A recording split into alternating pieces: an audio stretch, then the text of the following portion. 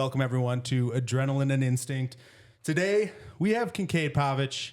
He is honestly, I've been watching you for a long time, well before I ever started the podcast. You're awesome YouTuber. You've amassed quite a following, and I would say your content is mainly focused around massive moto restoration and just some of the sickest, most intricate builds I've seen in a good long while.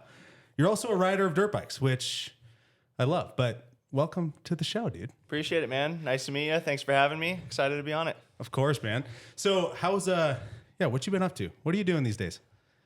Well, end of 25 was pretty crazy. Went to Spain for 2 weeks, visited Stark, rode with Toby Martin, a pro for Stark, and then my girlfriend and I did a couple-week trip around Spain on an adventure bike, just the two of us.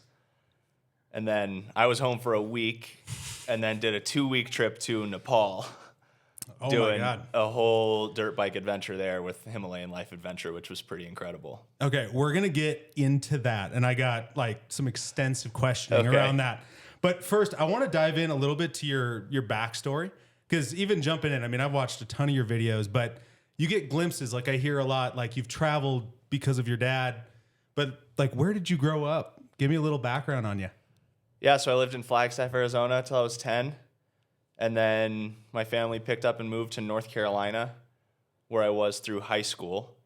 And I'm the youngest of 3. So by the time I finished high school, the years leading up to that, my parents knew they didn't really want to stay there. Sure. So I pretty much wrapped up high school, helped them move back to Arizona. Now they're down in the desert, though. Okay. And that's when I moved here. Okay. So then were you riding the whole time? Or when did dirt bikes come into your life? You know, my dad put me on a bike when I was 3, and I always rode, my whole childhood, but I never really liked it that much. I enjoyed it, but I think a lot of it came from a little bit of fear. I didn't really I rode timid, which is not how you ride a dirt bike, right? No, not at all. So it was just always other hobbies. I was a hockey player. I liked snowboarding, others. I enjoyed dirt bikes, but they certainly weren't the priority. Sure. And then I rode mountain bikes all through college. Oh, and then, brother, we're going to get along real well. All right. So then I got to cut to the hockey thing, because that's actually something I've never been able to talk about on the podcast yet. And that was something that my hockey story was a little weird. I decided I wanted to play in, what was it? Junior year of high school. Had never skated, had never done anything. It was just you know what? I want to play.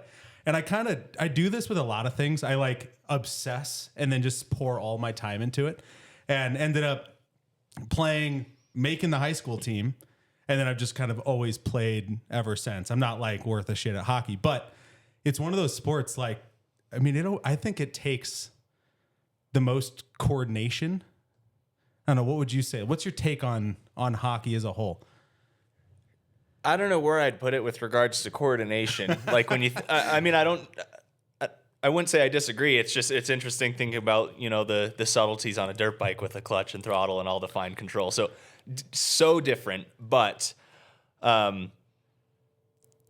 hockey's just a beautiful game, man. I went 8 years without it. I played through junior year of high school. Okay. And then didn't play until I joined beer league here 3 or 4 years ago now. Okay. So I went 8 years, kind of forgot the game. I was remembering rules when I started playing beer league again. And then now it's just every week when those games roll around, I'm so excited because it's the one thing in life that's just complete shut off from everything else. I'm going to play hockey, and I'm always look forward to going to play some hockey. Dude, I don't know what it is. So I kind of agree with you, because obviously my life is dirt bikes, and that's the best sport in the world to me. There's something though about people that have explored many different disciplines of sport, hockey, or people that have played soccer, and then they jump into these other things. But I think for some reason it makes them a much more well-rounded athlete when it comes to moto. Versus the guys that just do moto, for some reason, I feel they're more injury prone sometimes. They don't have some of the strength in other other motives. That's a hot take. I don't know if there's any truth to that.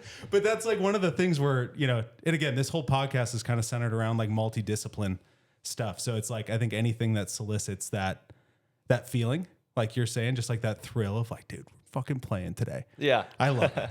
I love it. All right. Enough about hockey. What was your first bike? Man, I should know the year off the top of my head. I want to say 84. That could be way wrong, but we have a little Z50 that's in my sister's living room right now, actually. That's what You guys still have it? Yeah, it's what me and each of my siblings learned to ride on. Dude. Oh my gosh. Okay. So what drew you back into moto? Like you were riding timid, you kind of weren't totally into it, but when did it kind of like turn and become a major part of your life? Yeah, I think growing up a little bit, and then, like I said, going through college, riding mountain bikes like gave me that kind of like attack mindset you need, like the charging obstacles. What I learned riding mountain bikes and riding downhill immediately, like the first time I got on a dirt bike again, like so many things clicked that never made sense before. I was like, oh, now I understand how this is meant to be done. And from there, it was like, that's when the kind of obsession began. And when I was like, I'm similar to what you said about yourself. And once you get invested in something, it's like, Die hard. it takes over for the foreseeable future, you know? And, you know, I'd say I've slowed down slightly on my progression, especially as like this YouTube channel and everything else I'm doing with it has taken over. But there was probably 5 years there getting back into riding here, where I was just so motivated to get as good as I could, which has taken me a long way with all the opportunities available to me now with this channel and everything. I think that's one of the really cool things about your channel, and we can get like more into the channel after some of this, but the fact that you do ride and not just build, like I think it like creates this like authenticity that you bring to it, where it's like, I know that when you're done with that build, I'm likely going to see you ripping the bike you just built, which I feel like is not the case with 99% of channels that do types of builds. I think I agree with that. And for me, I kind of like where I'm at skill wise, because I consider myself a pretty solid, competent rider, but I'm certainly not a pro, which I think makes it a lot more relatable for a lot of the audience. Like, because I'm just, your average guy out there riding. Yeah. I mean, I think it's awesome to watch your Cody Webbs and your dudes. Like even like Matt Spears is like, he's in that realm quite above most guys, and you watch some of the stuff he does and you're like, like, how did you even do that? How did you make it up that without absolutely wrecking your shit? But to your point, I think there's like the proficiency with riding, and that's very evident in your videos. I mean, you did Silver Kings, you did all of these different like epic trails, but then it also like opens up this world where like, if I see that you're doing a Himalayan adventure, I know that I'm not going to watch some guy just kind of like learning to ride, where like I can actually like take it all in at a pace that's fun to watch. Yeah, I think that's unique about you, dude. I think it's super unique what you've done with your channel. Thanks. Yeah, I appreciate that. And that's where I'm grateful for those years I put in, not knowing that there was going to be some other goal associated with it.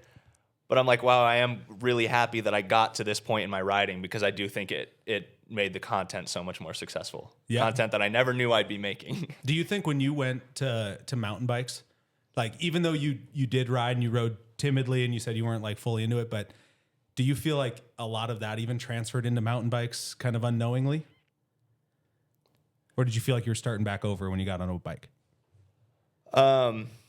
Sorry, a lot of what transferred into mountain bikes? So like a lot of just your moto background, even though you weren't diehard at the time, do you think a lot of that skill transferred over? Oh, I'm sure it helped. Yeah, definitely. Like towards the end of high school, I had got back into riding a little bit, back into riding dirt bikes, and mountain biked a little bit. And then when I came to school, mountain bikes were the one that I could afford. But certainly the moto background, or I shouldn't say moto, the dirt bike background, contributed to picking up mountain biking quickly. And then confidence on a mountain bike came pretty quickly, which, yeah, they helped each other out a lot, for sure. Awesome. I had an interesting kind of with mountain bikes. So my whole background growing up was racing motocross from the age of, I don't know, 5 or 6, racing pretty competitively. And I got into these like this string of just nasty, nasty crashes. Like one of them, just to put it lightly, was like I ended up landing on a guy on a 115-foot like uphill triple that's on a 450, was 4th gear, just wicked. And like slow motion, you're watching this guy just like squid under you, and you just, it's like there's nothing you could do. You bailed, bike still, and you just tumbled. And I remember I was told like I just was snoring on the side of the track. And then not all that much further along, I ended up missing a shift on this big step down and just did the whole like flying W, just like rev to the moon over the bars, just so many like bad crashes. That this was right around that college time. And I had a buddy that was like, dude, how about you come up to Colorado and try downhill mountain biking? And I'm like, dude, I'm concussed. Like I shouldn't do it, but it sounded really fun. And I ended up going, and it was like this whole like world opened of like, oh wait, I'm like in control. I don't feel like I'm, which I then learned later that it's like, oh no, you can still eat total shit on a mountain bike. But at the time it was just like this whole different thing, different feeling, but it got in those kind of same places. And dude, that was when my love for mountain bikes just took off all through college, probably same time as you. Yeah. How old are you? 30. 30. And where did you grow up? Wisconsin. So were those experiences in Wisconsin? So all of the moto stuff was. Okay. So like I grew up, like my home race, I guess you'd say, was like Spring Creek. So Millville National. Mm-hmm. They run like a whole amateur series. Yeah. So all the moto stuff was around Wisconsin. And then that was when my buddy was like, dude, come out to Colorado. And then that kind of like lit this fire of like, I need mountains in my life. I need to be somewhere else, which I'd be curious too. Like what brought you to Montana? Because Arizona's still pretty damn awesome. I was looking for a college I could snowboard as much as possible at. At the point I was starting college, I had a goal to go somewhere with snowboarding, which I was never really that close, but I believed in myself. So you gotta believe. I did a lot of snowboarding through college and the years after, but that's what initially brought me here. Did you have any just gnarly get-offs on the board? Oh yeah, I had a string of about 4 or 5 years where I was injured for more than half of it. I've had 5 shoulder surgeries, couple broken collarbones. Not all snowboarding, some on the mountain bike, but yeah, I've had my share of injuries for sure. Right on. Okay. So then the other kind of deal, I guess I would be really curious on, because I think the discipline, we're going to kind of jump a little bit ahead, but the discipline of hard enduro, I think, is on the come up, or it was on the come up. Maybe now it's here in the US and it's really a scene a lot of people love. At what point did you kind of start getting into riding some of the gnarlier stuff, or was it just like kind of by where you live by default? Like some of those trails are just gnarly. I don't know if I should say by default, because all my moto friends that want to avoid that stuff certainly do, you know? So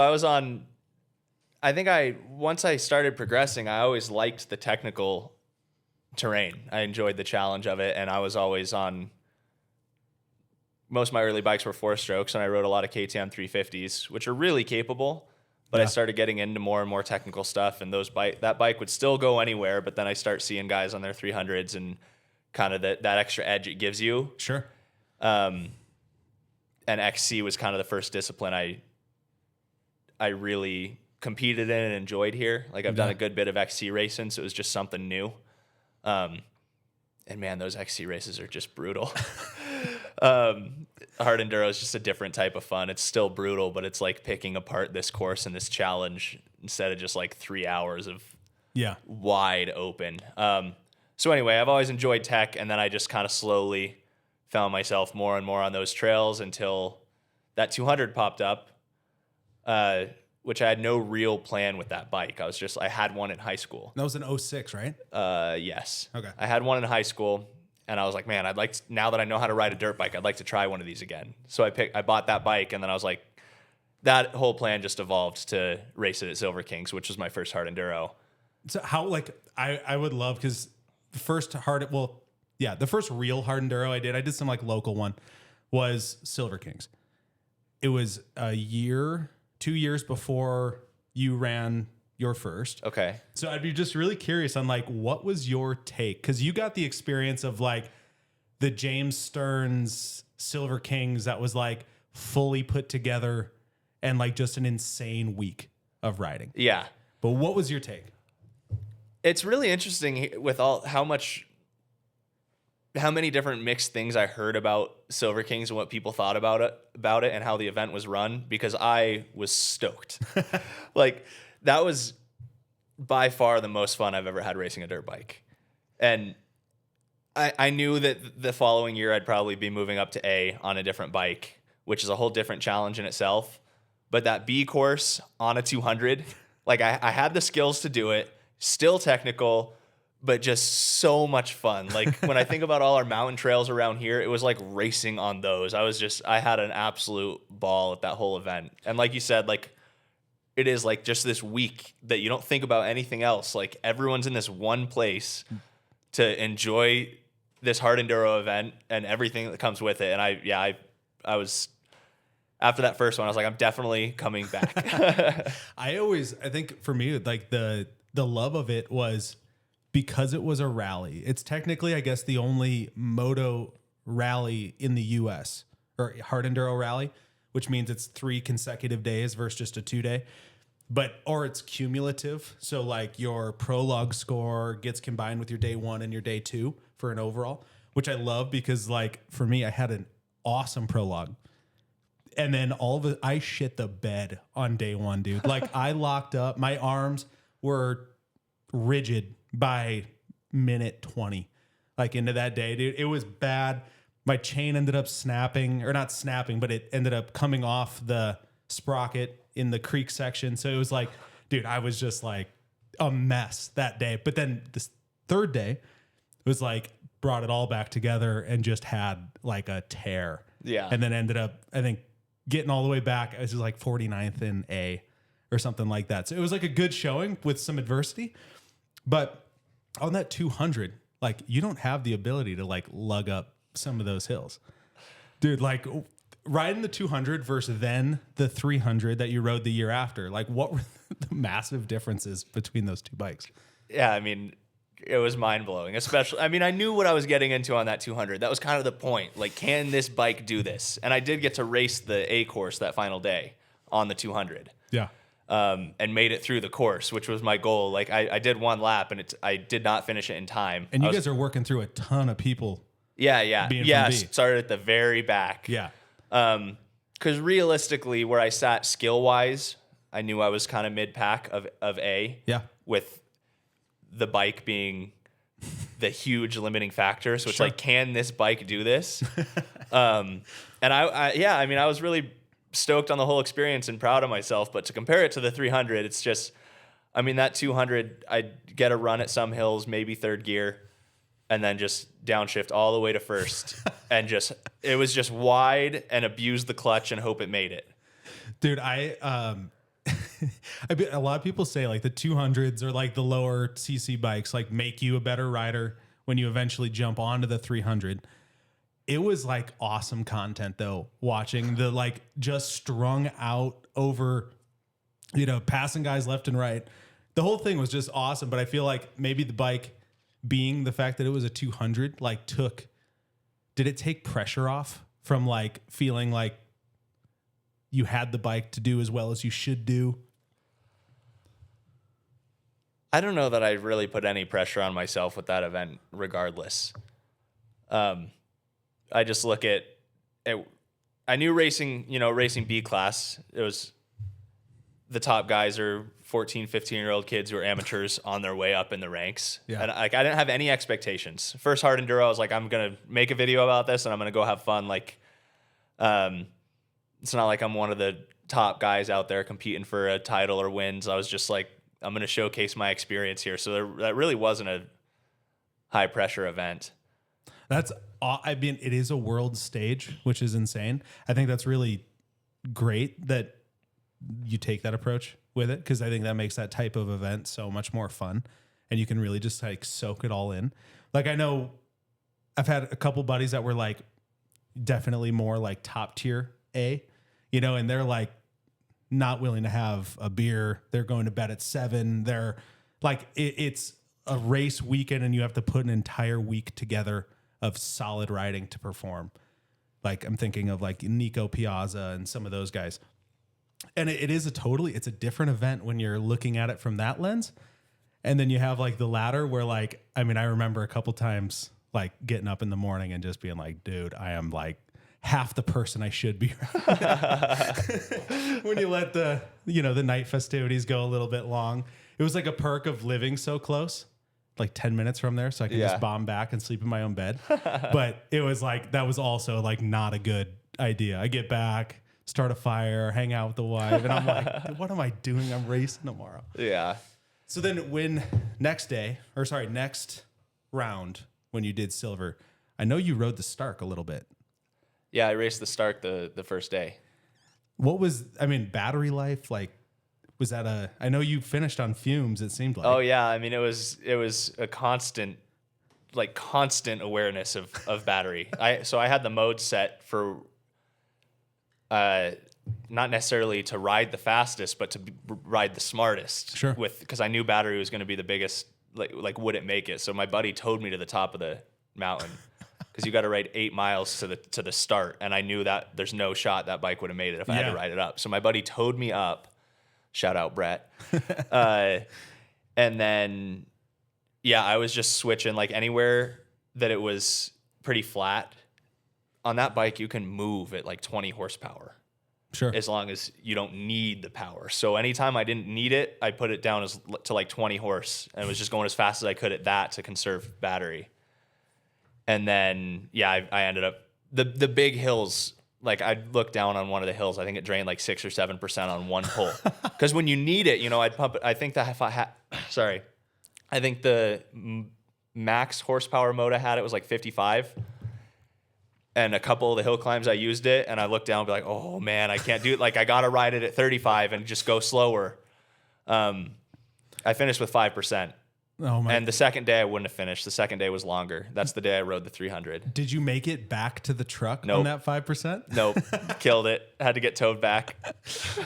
Did it regen coming down any of those like big hills? Because I know there's some descents on that course that are like, you're descending for 5-10 minutes. For sure. I didn't pay enough attention, but it would at least stay sustained, Yeah. I have to imagine that thing on some of the massive climbs, like just a weapon. If I didn't have to worry throughout that race about about battery life, and just got to ride it in the setting that would be the most advantageous, that's a hard bike to beat. There's a couple situations in hard enduro where I think the 300 is still better. Yeah. But there's more situations that I think the Stark's better. What do you think? Which situations is the 300 better? Like Milo Creek, where you're in consistent spots where you're stuck and need to weight the rear, drop the clutch, and make like a bounce of movement. Sure. That's more difficult on the Stark without the clutch, because it's really hard to time it where you're not just spinning, unweighting and wheel spinning. The 300 is much more precise for that. Although I have talked to guys who say if you play with the power curve, which I haven't. Yeah. There's just all the stock maps on that, just linear, where you can change it to where it ramps the power differently. I've heard makes it way better for hard enduro. I need to test that more this year. Okay. But pretty much that's the scenario where I think the 300 is better, where you need like a quick burst to get yourself out of something. Sure. Anywhere you have momentum, I take the Stark. Do you think, have you messed around? I know some of like the trials bikes, the e-bikes, have a clutch. Have you ever messed around with any of that? Like for the Stark? Do they make a clutch for the Stark? There's one company that made an aftermarket one. I talked to a few guys about it, and I talked to Stark about it. And it's not the same as like a flywheel on a gas bike, Sure. where you're actually building power and then releasing it, and an electric clutch like that. And I think it might be different on the trials bikes. I don't know how those work, but on a bike like this, all it's doing is cutting power. Oh, sure. It's almost like a switch. It's like a second throttle that's doing like the inverse almost. So I've seen videos of guys using it, and it seems cool, but I don't know how necessary it is. So all right, I'm like, you're getting me thinking. So I've never ridden a Stark. Hand up, I've never ridden one. So my take could be totally off. These, I mean, they just seem insane. I do think, kind of to your point, even like when you're fully loaded on a flywheel. So for you Moto guys, like when you're at a standstill, holding it before you let the clutch out. For you non-Moto guys, I just sounded like a total idiot. But for those guys, I like that because you can modulate how much you're putting to the ground while keeping the power, and then it's there when you need it. And then to your point, it's either all or nothing. But the power curve could be a game changer. Yeah, I should play with it more for some more hard enduro this year. So when you went to Spain, like what was how did you get tied in with Stark and going and visiting and hanging with those boys? I still think I got to give the thanks to Matt Spears there. We did a video when this 300 was brand new. Okay. And he had a Stark that he was doing a giveaway on. And we were talking about going to ride a trail here that's the gnarliest trail around. And I was bringing my brand new 300, and he brought the Stark. And we did a video on it that did really well. And then I got an email from Stark. Oh, and they said, we saw this video of your buddy on a Stark. Do you want to try one? And I was like, absolutely. So then I got to talking with Stark, and we had a contract for last year, and I had this bike for all of last year. And yeah, quite the experience. On the note of Spain, when you say it in your videos a lot that you've gotten to travel quite a bit. When you say that, you mean in like travel abroad? Like, have you had a lot of experience traveling out of country? Yeah. Where's been like all right, I'm going to split it up because I know you do like a lot of adventure stuff when you're out traveling. What's like your favorite spot, relaxation style, not like activity style, but what's your favorite place of all the places you've been? I've never traveled for relaxation. Dude, you're legend. I always think about it, like going to do a tropical vacation, like toes in the sand, having a margarita somewhere. Never done it. All right, to be fair, I actually like that sounds miserable. The toes in the sand. My wife's going to be like, dude, you idiot. So that's fair. I think maybe more like relaxation is like when you're not doing like your big activities like sightseeing, hanging out, eating, like experiencing food, culture. That's a really interesting question because it all ties together so much for me from my experiences. Then just let it rip. What's your favorite? No, I'm okay. Thanks. Leading up to this, prior to this Nepal trip, I would have said Vietnam. Okay. Which was my first time in Asia. And I think still was really special just because it was so mind-blowing culturally. It's so different than anywhere I'd been. I'd been to South America prior to that, had not been to Europe at that time. But Asia is just so different. And granted, we were traveling on motorcycles, but that whole culture shock, everything that came with it, the people, the food. Were you North or South Vietnam? North. Okay, so Hanoi. We started in Hanoi. Okay, I have to. So I've been to Hanoi. We did the North Vietnam. I never went to South. Dude, me and my wife needed a good 10, 15 minutes when we got to the hotel after like first getting in to like, okay, we need to breathe a little bit because that traffic is bonkers. So you were riding a moto around in Hanoi? Yeah, we did it. We did a big tour, but we started in Hanoi and did like, I think 9 or 10 days, maybe longer than that on the bikes, doing a big loop. That is insane. And I can attest the Hanoi, like it took me a couple days being in Vietnam to like let my guard down, I think, where I was like just constantly like really out of my element. And then once you kind of realize where it's like, dude, that's kind of the purpose of like why I'm here. It's like not to be like super comfortable all the time. It's just to like experience what this is like. And it was like, we still think of it as one of our favorite spots. Not necessarily Hanoi, but like maybe like Sapa or some of the other like the mountainous regions. Yeah, we did go there as well. I was going to say, I don't even remember all the names of the towns, but we definitely went there. It's interesting you say that though, because even though I look back on that trip so fondly, I very much remember a point on that trip halfway through where I started like counting down the days till home. I was having a blast, but like there's still this piece that's like ready to go back to my norm, I guess. Yeah. And that's something I struggled with a lot early on in traveling, and like just being present, just enjoying it instead of worrying about everything else. Yeah. My mind moves pretty quick. I'm always thinking about a million things. So it's like, it can be hard to just be present sometimes. And that's something over the last few trips. I have Serbian heritage. So I did a trip with my family to Serbia 2 years ago now. Okay. And going into that trip, I was like, I am going to be there every day. I'm going to be present on this trip. And I enjoyed every day of that trip. And like, I guess it was this conscious decision to just, I don't know, a little bit of a mindset shift. And then when you take Spain or Nepal, like every day was just there and in it. Do you think that some of that is due to you living in such a cool place? Because so this is a funny take.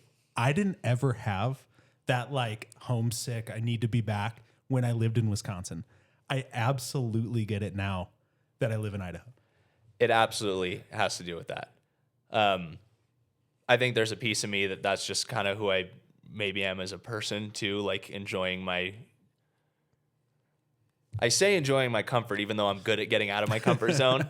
But yes, like loving it here and loving what I do is definitely plays into that. I've been on a lot of trips, like not just the big travel trips, but anywhere, going to a friend's wedding or whatever, where people are like, oh, I'm not ready to go home, or I'm not ready to go to work tomorrow. And I'm like, I can't wait to go to work tomorrow. I'm so excited. Like, I mean, I don't necessarily share the same thing on the work side, but on like the living side where I'm in a place where I don't have my dirt bike and I don't have some of this stuff that I just love to be around, I'm like, man, I got to get back. I got to buck that tree up that fell down in the lawn. And like, I love doing that and taking care of the property.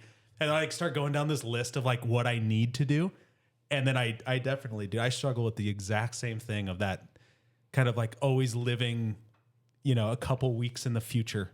It almost seems like. So I also got to tell you my story from Vietnam, because I think you'd dig it. So we went, and we went all over, but we didn't do it as coolly as you did. We did it in like a bus where you'd get there and then we weren't like touring with people, but like it was just a bus you would book, which I then learned that they're like some of the most deadly buses, the night buses they call them, that like they're apparently super deadly. The drivers either fall asleep and like crash because they run 24/7, or the roads are just, I mean, you saw them in those mountain regions. It's like, dude, they rip on those passes and they shouldn't be doing that based on what they're driving. But we got to the mountain area and I ended up renting it was like a 125 moped for, I want to say it was like $20 for 4 days. Yeah. Or something like that. And dude, me and my wife just like hard enduroed that sucker all over that mountain region. Like the hills and stuff we were going on. It's like those videos you see on like Instagram or YouTube where the guy's got like way too much shit on his thing. It's like some 125 little guy just ripping up the hill, and you're like, what is going on? And then we got to ride those trails, and it was like I had the time of my life as soon as I could get on something with a throttle over there. So that got me thinking, because when I watched your Nepal, I think only part 1 is out now, but when I was watching that, I got like very much that same vibe of like what I felt, where I'm like, okay, you're like at home on the bike, you're just in a whole different region. So I want to get into your Nepal trip, because that whole thing is like, I added it to my bucket list. Like I want to do that. As you should. Yeah. And I think I'm going to go back a little bit. With the Vietnam trip, it was incredible, and our guide and his team helped make it that way. The people you're around are so important for the enjoyment of these events, or trips, I should say. And Nepal was just mind-blowing, not only because it was an unreal experience, but because Suresh is one of the most incredible people I've ever met. He seemed like a legend. Like and a his total team, legend. I mean, above and beyond in every single way you can imagine. Like anything that could happen, they were prepared for. The dude can ride. That was you evident. never want to go on it. Like either way, you're going to have fun, but to go on a trip like that and then have a guide that you guys are all out riding, Yeah. Would take away from the enjoyment a little bit if you want to push here and there. And we never felt like that. Suresh could ride. So like outside of the whole cultural experience that would make it amazing regardless, like being with those guys specifically, Yeah. I can't imagine you could have a better experience than what he and his team put together. And what bikes were you guys on over there? We were on Crossfire 250s, which are pretty much stole, I think, like the 2012 generation CRF 250 chassis. Okay. And then it's a Chinese motor. I thought it was a replica engine too, but it's not. They have like adjustable valves and are only like a little over 30 horse, I think. Okay. But he pretty consciously made that decision based on what's available in Nepal. Because when he had reached out to me about doing this trip, and everyone else in Nepal is doing tours on Royal Enfield 500s. Yeah. Or 450s or whatever they are. And Suresh was like, no, because we go dirt biking. He's like, we're not just doing dual sport, we go dirt biking. And then being from Nepal, I was like, okay, what exactly does that mean? You don't really know what to expect. Like, are we going dirt biking? What are we going to think of this? Yeah. We went dirt biking. We were riding proper mountain single track in Nepal, and those bikes were the best for it.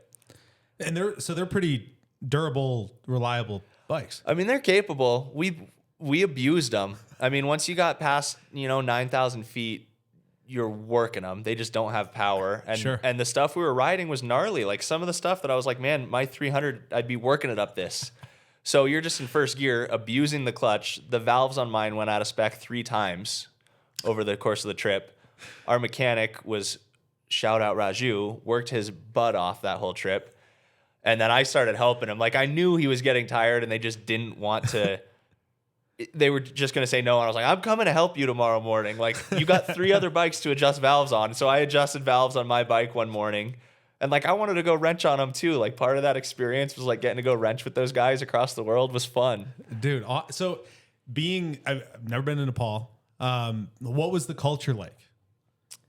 Like, what was it off the bike? Was it fun? Was it? I think the first word that comes to mind is just welcoming. Like the people are so stoked and so friendly to meet Americans and foreigners. Like, I don't know. I think about how people from other countries can be treated here. You walk into a bar in Montana and you're a different color. Like, I don't know. It's just interesting to see how welcoming people are. Yeah. They were just so nice. And it's also, we're ripping through villages, like small villages. When you think about if you were to go ripping on a dirt bike through somewhere in the States like that, Yeah. you'd have a farmer with his pitchfork. Oh yeah. And there you got kids waving and cheering and like people just smiling. Yeah. So, I mean, the people stand out the most. Obviously, the whole landscape of it and being, I don't know if they're technically classified as third world anymore. I was looking this up, like how it's all classified, but it's very much a developing country. I was going to say, like on the videos of you guys when you were kind of doing your, like just hanging out at night and that stuff, I mean, everything looked pretty nice. Yeah. I mean, Suresh picked like the nicest commodities available. Sure. And we had talked about that because I don't think all the companies are doing that. He knows where we come from and wants to give us the best experience Nepal has to offer. Yeah. It's certainly not all like that. And, we'd ride a few miles of really nice highway and then it would just end. Like just didn't exist yet, you know? And every time we saw these highways being built, it's guys with shovels and pickaxes. Like, they don't have the tools and resources in America where they're just laying asphalt, you know? So, just really cool in that whole sense, like just hardworking people who seem happy. Yeah. You know, from what you can tell from the outside, and yeah, just a really welcoming experience. I think it's really awesome. Like a couple things. I think it's really awesome that the guide wants to show like the best versions of where he lives to people. Like and I get like the alternative is like it's not all like that, but he wants to make a business out of this. He wants to get people to see this and be really happy and stoked on what he can provide. Then it's cool that he's taken that extra mile, because I'm sure he can save a couple bucks and go somewhere else, but it takes away from the experience.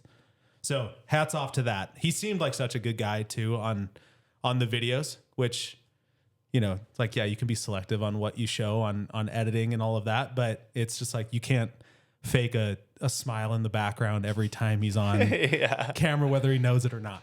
Right. Yeah, and I think I feel like I've built this channel around being authentic and true, and that's something I've prided myself on and don't intend to change. So I think people, I hope people know when they see something that it is as it seems, you know? Yeah. So who all went with you? I know there were some subscribers and some other familiar faces that I've seen on your channel before, but what was the lineup? So Monty, who lives with me here, our buddy Shannon, our friend Alex, and then 3 subscribers I had announced it in one video that there were slots open. And those guys, I got a bunch of submissions and talked to those guys beforehand, and they seemed like good fits. So they just flew across the world and met us in Nepal. Dude, you got to love that spontaneity. What was their like riding ability? Like, was everyone pretty good, or was it a good like mix? Yeah, everyone was solid. I mean, I think some more experienced than others, but everyone made it through everything. I think the struggle made it fun. Sure. Like having a challenge is good. But yeah, everyone ripped, everyone kept up. Everyone was a solid contribution to the trip. Dude, I sometimes like just great people on a trip like that can make or break it, like depending on how it goes. I just think around dirt bikes, it just like usually brings out just really good people. And then to be a type of person that would fly, you know, what is it? 28 hours on a plane? Yeah, it's far. It was getting home was a full 48 hours. Oh, just total travel time, start to finish. Oh my God. So to do that in itself, it's like you have to be a type of person that can like take that suffering. For sure. Because that was like by far the most miserable part of visiting Asia was the getting there and getting home. It's a lot of work, for sure. Yeah. So when I want to back it up too, because I want to hear like biggest surprise of that trip, like whether it was riding, whether it was something, but like what's like the thing that's burned into your memory? Biggest surprise. As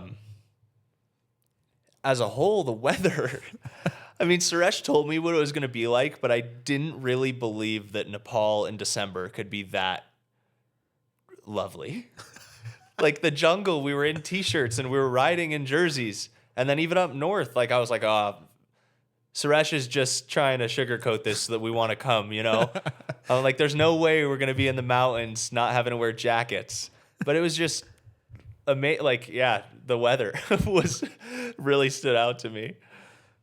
Man, that trip looked so damn cool. You guys need to watch the videos if you haven't, because that is, I mean, it was one like that was never on my list of stuff I wanted to go do, but it is now. So yeah, I got to get to work on part 2. There's so much footage.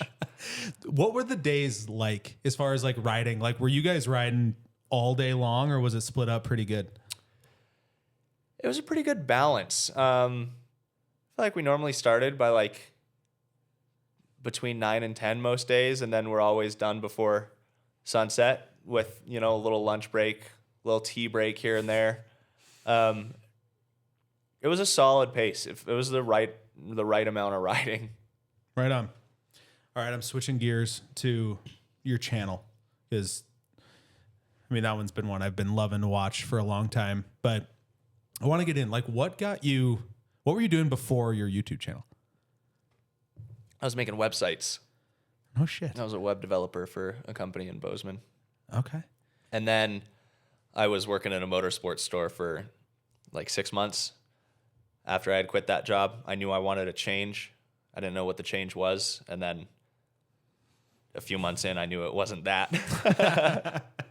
Yeah, the dealer life can be a rough one. So then at what point, like, because I'm assuming, correct me if I'm wrong, that you were making videos while you were still working. At what point where is it like, holy shit, I can not do this and I can just focus on this? It was never at that point. I was working 40 hours a week and then working on videos and everything else like 30 hours a week. And wanted to be working on videos and everything else like 60 hours a week. And I was not making enough with content to be making a living, but I was also at this point where I was like, I can't do this. I was like, I either got to go all in or just not. Cause I felt like the 40 plus 30 was just wearing me out and I wasn't getting where I wanted to be. And the concept of wasted time, I just hated. Like if I was done with my job, my 9 to 5 by 4 p.m. and I was just sitting there waiting to go home, I was like, there are so many important things I want to be doing right now and I can't be doing them. So I pretty recklessly just quit and was like, I'm just going for it.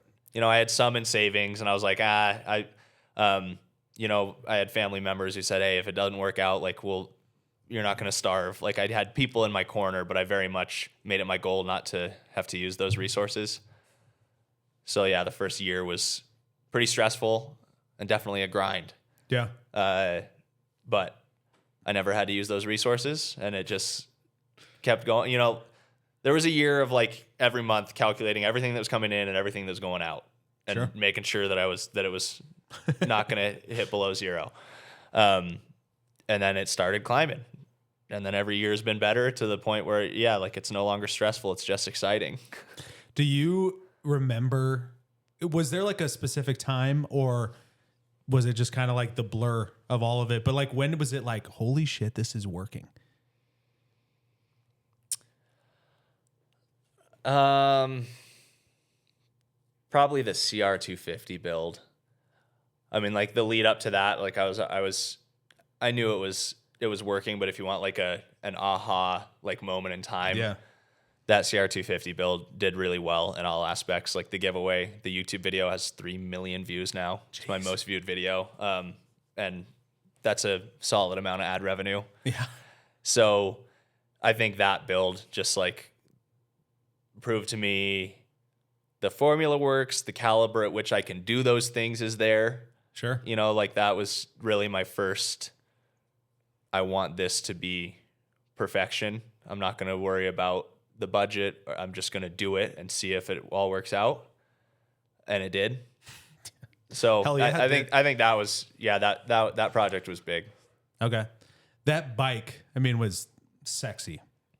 I would be so curious to know, like, did you like before when this thing is in shambles and in front of you, like, did you see that, how you wanted that thing to end or finish? Or was it kind of like as you went?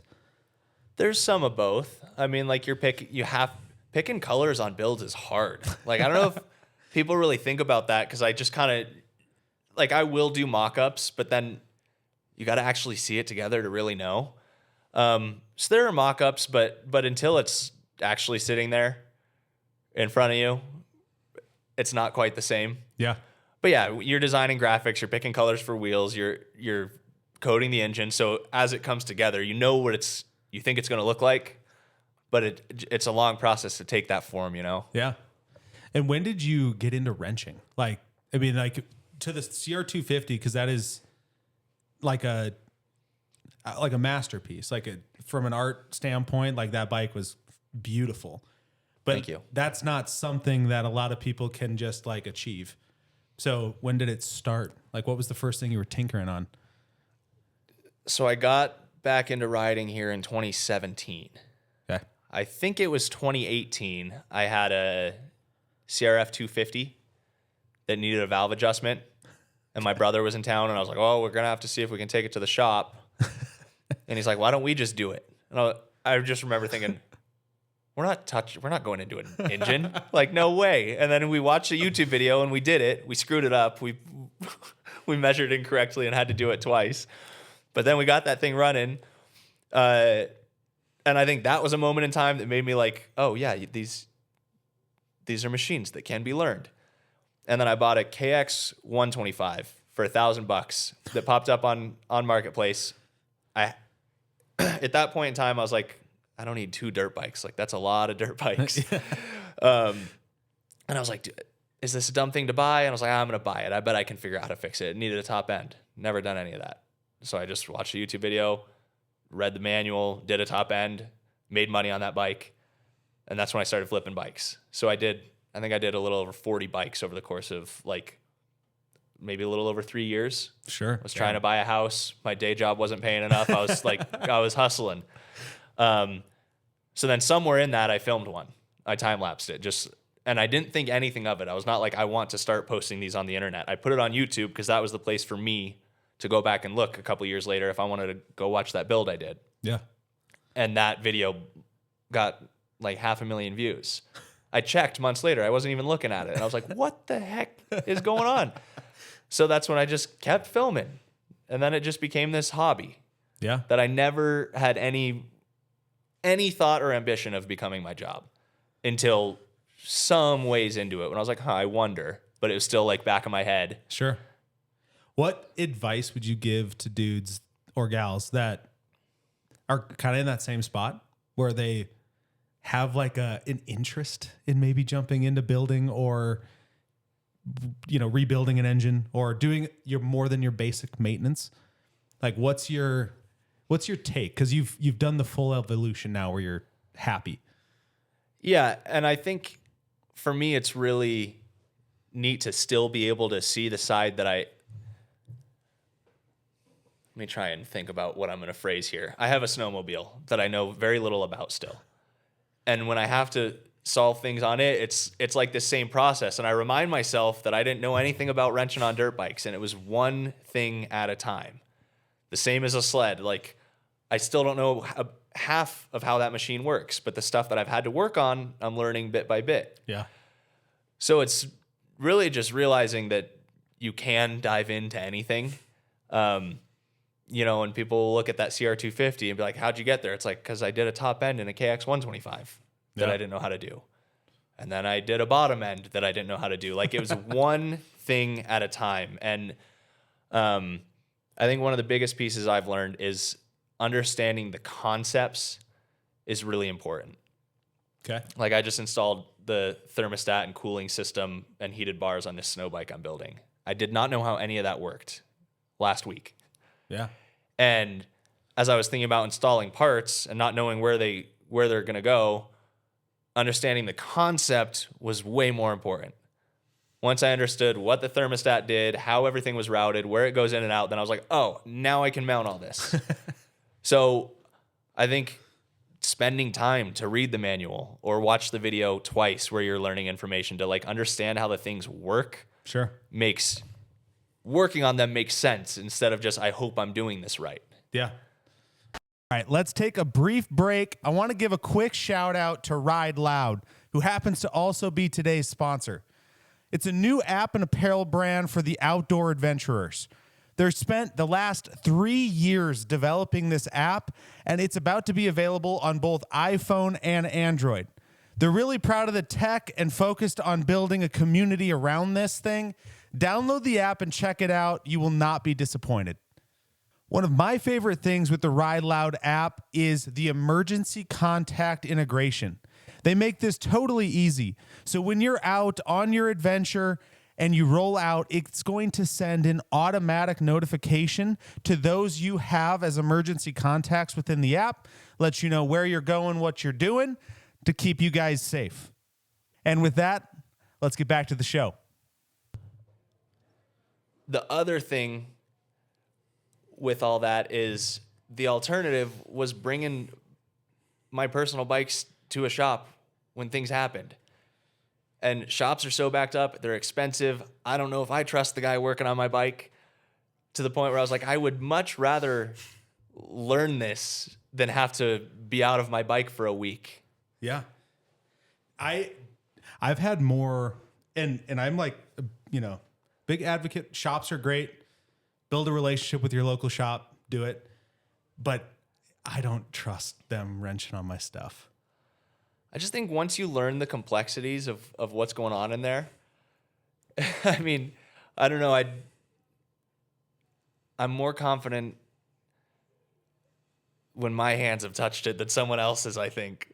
Well, and I think too, like one of the biggest things is you is so invested in what you're doing, and you're paying such close attention to your machine, how much time you're putting into it.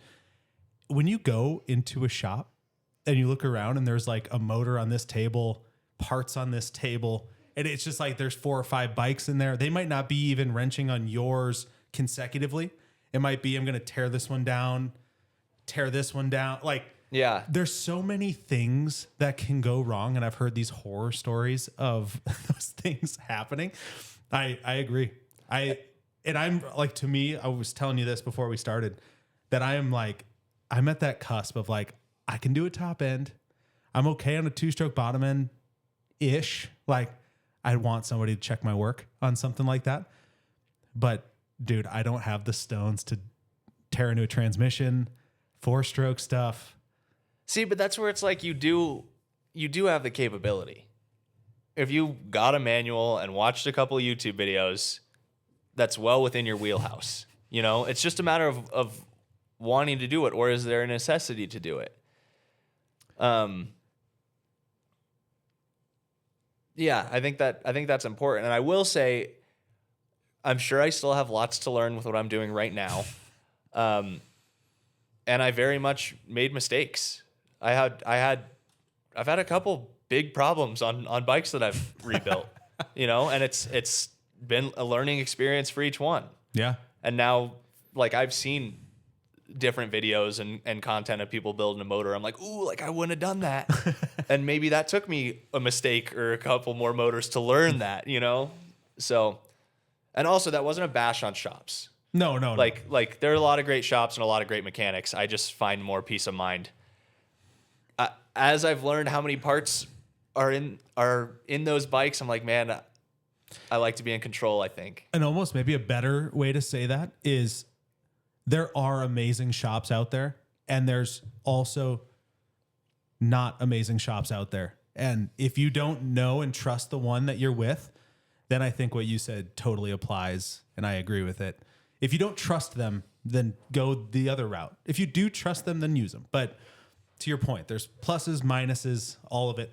I'd be really curious to hear, like, what is your, like, if you could put together almost like a marketplace bike, I want to know what brand, what style, like 125, 250, 4-stroke, 2-stroke. Like, what bike would you be like, if you're looking at getting into this stuff, this is the bike that I would say is a great first one to learn on. To like learn to wrench and do a build? Yes. First thing that comes to mind is a YZ250. Just a beautiful, beautiful bike. Or a 125. Like, and I say that because they've been the same for so long and parts availability is abundant. There's plenty, like, complexity wise and learning wise, there's so many bikes that are just like that. Mm-hmm. But availability, cost, ease of parts, Yamahas are pretty hard to beat. Okay. And then, so I will say, like a Yamaha, I would think of a YZ250. Chassis hasn't changed since 06. Motor hasn't changed since 05. Except for the new ones. So. Except for the new ones. And maybe the new ones, like the 250X, that has a different transmission in it. And there's subtle differences, but to your point, like the aftermarket support as well is huge. All right, then what would you like? What's your like first little bit of guidance for somebody like getting into it? Like if I bought a YZ250, it's sitting right here. What's my next step? Where am I going? Next step is starting. That's a key step I think a lot of people miss. I think it's really easy to look at the end goal and not the one step at a time. I feel like I've gotten plenty of messages of guys who get to a point and stop or are stuck or it's been in the shed for a year. It's like, you don't have to finish it tomorrow. Just do something tomorrow. Like just make one step in progress, because builds are really overwhelming in that. Like the farthest point you are from getting it back together is when it's all the way apart. Yeah. And that's like the most stressful point, because it's so hard to see the vision at that point. And there's a million tasks ahead. So I think people get stuck. Okay. Like just compartmentalize, separate, and do one thing at a time. And whatever that one thing is, learn how to do it right. Whether that's spending an extra 10 minutes on a YouTube video. I mean, I don't know if people realize how much I still just quickly look something up on YouTube. Yeah. If I forgot how to do that, or what's the torque even, or whatever it may be. YouTube's a great resource for anybody. I love that. I also wanted to ask you too, like, sorry, I'm jumping all over, but I have like still a couple things I want to get through. So I know that you have a partnership with Rocky Mountain. Like, how incredible is that when it comes to building? Like, I feel like I'm looking at like the different companies that you've partnered with just through your videos and all of that. But like the one with Rocky Mountain seems to be like the most, like it makes the most sense with what you do. Rocky Mountain's awesome. I'm really grateful to be working with them for numerous reasons. But yeah, they've been my go-to forever for buying parts, and still are. It's so easy. So, sorry, what do you want to know about the partnership? I want to get more into like, did you approach them with it, or did they approach you? So I got to thank Morgan from Highland Cycles for that. Okay. He gave me some help on my 200 when I was building it. I was having some electrical issues, and electrical is my Achilles heel. Gremlins. So I'd never talked to him. I'd never talked to him, never met him. People in comments were like, reach out to Morgan, he'll help. And it takes a special type of person to just pick up the phone and spend an hour helping someone they haven't met wrench. Yeah. Because I get messages all the time, and I can't keep up with them, if I'm being completely honest. So I very much appreciate Morgan. But anyway, he already had a Rocky Mountain deal, and he shared that with me. And he shared his contact, and I had a deal with them like the next week. Wow. And it's just been awesome ever since. You know, like, obviously I'm still just buying all my parts from them, but the affiliate program's great. And then they just treat me well with regards to gear and things like that. Like I'm pretty well supported with just being able to ride, which is really nice. And they're a company I'm happy to promote. They're a one-stop shop too, which is like so incredible that that's who's supporting you versus having to piecemeal it. Yeah, it's pretty easy to be authentic about it when it's where I'd be buying everything anyway. You know, like yeah, that's incredible. All right, the last thing I'm gonna kind of end on, because I just walked into your house. I had to take a little bathroom break and saw this gorgeous Suzuki in there. But now that like kind of like wants me to ask. So outside of, and I don't know if that's true or not, if that CR250 build is your favorite build you've ever done, but like, give me a rundown on like, what are some of your favorites that you've done? I mean, you've just said it. You did 40 in a couple years. Yeah. So those 40 were well before I was striving for perfection. Sure. Let's say that's what I'm going for on my builds is I guess my standard of perfection. The CR500 will be hard to beat. I think the CR250 was maybe prettier and just more satisfying. Like that bike was just awesome, but that 500 was just a grind in a good way. Like that was such a challenge to see through from what that was. That one was pretty fulfilling. Sure. Man, it's tough. There have been a bunch of them. I did a KX250. I think it was an 02. That was what I will say was probably my first build. If I looked at that now, I would certainly not say perfection to what I'm considering perfection now. And I don't even know if I should be using perfection because they're always going to evolve. But It's just relative like to my you. standard Yeah. of what of best I can do. If I look back at that one now, there's so many. Like I was still rattle canning the frame, brakes, like things like that.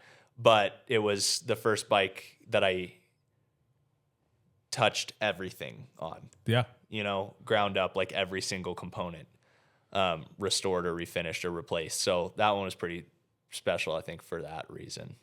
That's awesome. I think the funny thing is like the relative like search for perfection, because I look at even like podcast episodes. It's like some of my favorite ones. It's like, I did not have the audio figured out.